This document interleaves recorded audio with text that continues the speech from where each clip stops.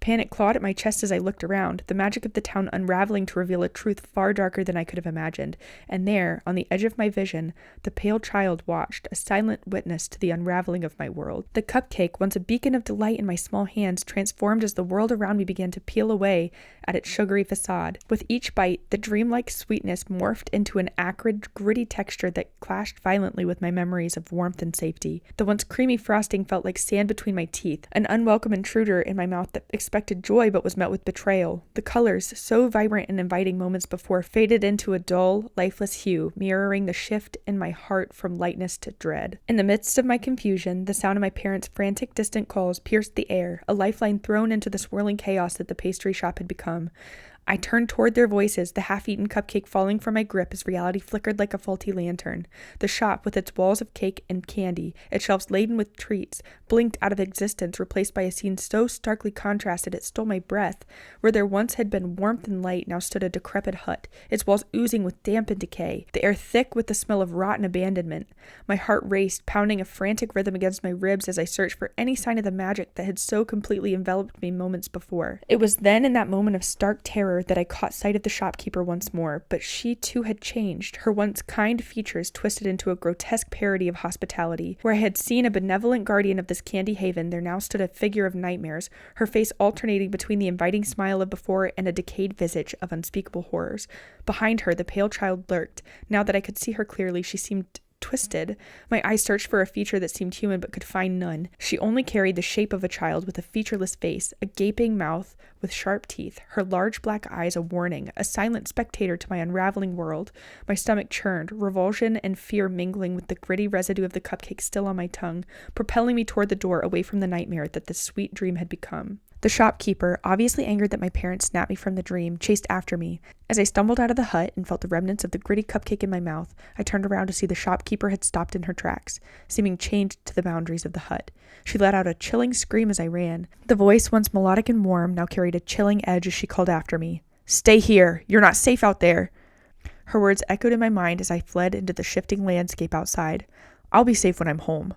The enchanting illusion of the candy town shattered around me. The vibrant hues and sweet aromas that had danced through the air were gone, replaced by a landscape drained of color and filled with the stench of decay. My small body trembled, not from the cold that seeped into my bones, but from the realization that the world I'd marveled at was nothing more than a mirage, a cruel trick played on my innocent desires. The once charming streets, alive with the promise of adventure and sweetness, now lay bare, revealing their true form, a desolate, twisted version of reality. The buildings which had seemed so inviting crumbled before my eyes, their facades peeling away to expose the rot within. The air, thick with the cloying sweetness moments before, now choked me with the miasma of decay. It was as if the very essence of the town was corrupted, a reflection of the darkness that lay beneath the surface of its enchanting exterior.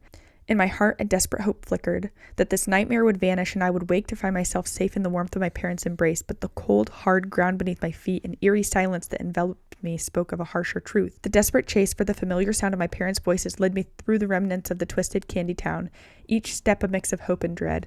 The once enchanting world was now a labyrinth of shadows and illusions. Its sweetness turned to ash in my mouth. The air, heavy with the stench of betrayal, weighed down my small shoulders as I navigated the eerie silence.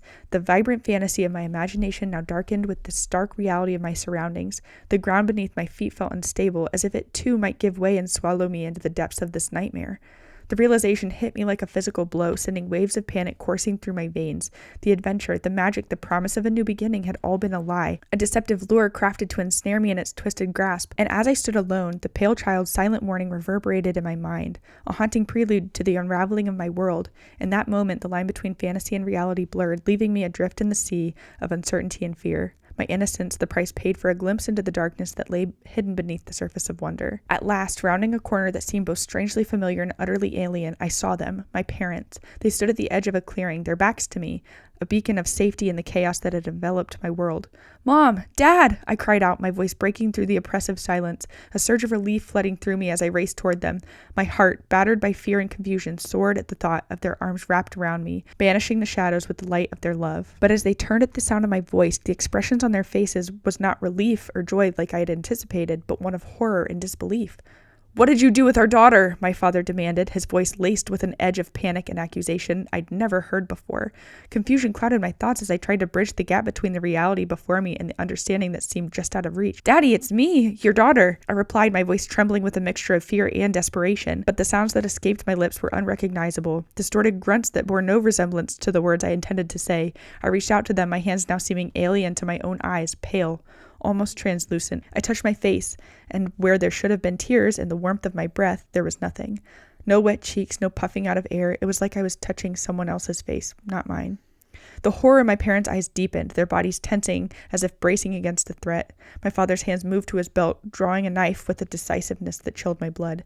"Stay back," he warned, the blade glinting ominously in the dim light. My pleas for understanding, for recognition, fell on deaf ears, my voice lost in the gulf that had opened between us. The realization that I had become what we feared most, a lost soul unrecognizable even to those who knew me best, was a blow more devastating than any physical wound. As I stood there, a figure of tragedy in the fading light, the foundation of my world crumbled, leaving me adrift in a sea of despair and alienation.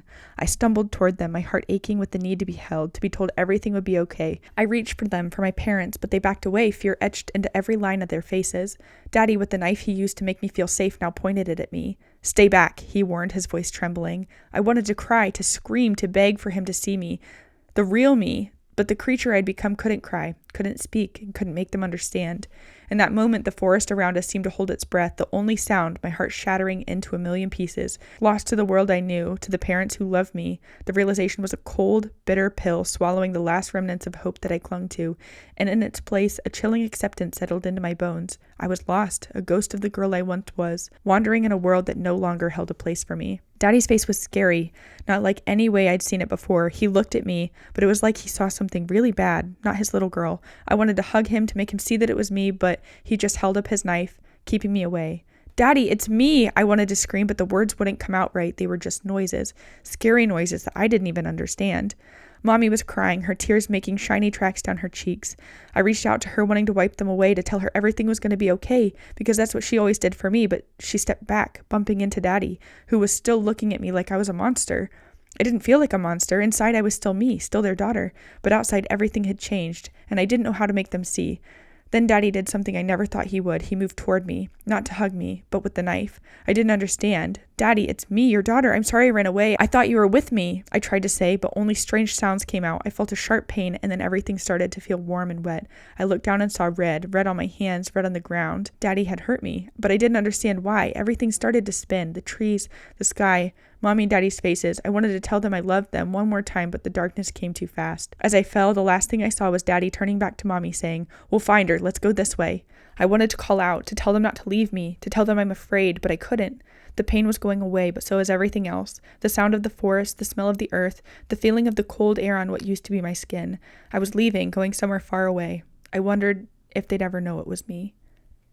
This has been The Pale Child, a Nightmare Chronicles original.